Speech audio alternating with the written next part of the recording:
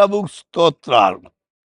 ఈ దినము కీర్తన 37:23 ఒకని నడత యెహోవా చేతనే స్థిరపరచబడు, వాడి ప్రవర్తన చూచి ఆయన ఆనందించును.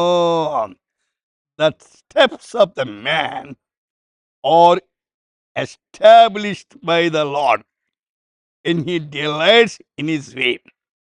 मनुष्य की गति यहोवा की ओर से दृढ़ होती है और उसके चलन से वह प्रसन्न रखता है. స్థిరపరచబడాలి. ఏమిటి నడత? లోకములో అనేకమైన వాటిలో మానవులు స్థిరపడుతున్నారు, నడతలో స్థిరపడలేరు. అయితే స్థిరంగా ఉండాలి, అస్థిరం పోవాల.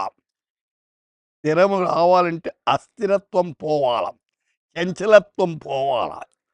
దేవుని వాక్యములో, ప్రార్థనలో, సేవలో స్థిరత్వము చాలా అవసరం. విద్యార్థులు కూడా స్థిరత్వం ఉంటేనే చక్కగా చదువుతారు.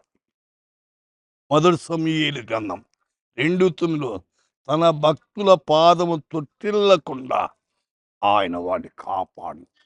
చాలాసార్లు అనేక మంది తొట్టిల్లుతారు. ఇక్కడ ఏమన్నాడు? భక్తులు కూడా తొట్టిల్లుతారట. కాబట్టి భక్తిహీనత నుండి దూరపరచాలని చూస్తాడు సైతాను.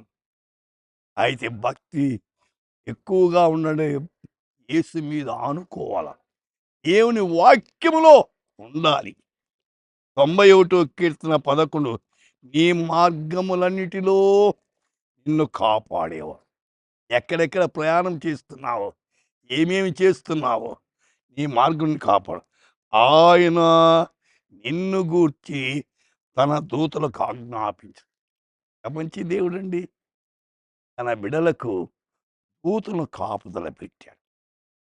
ఈ దినమంతా దేవుడు మీకు తోడుగా ఉండి నడిపించుడు, సహాయం చేయనుగా. ప్రార్థన చేద్దాం. పాత్రుడా, మీకు వందనాలు, స్తోత్రం.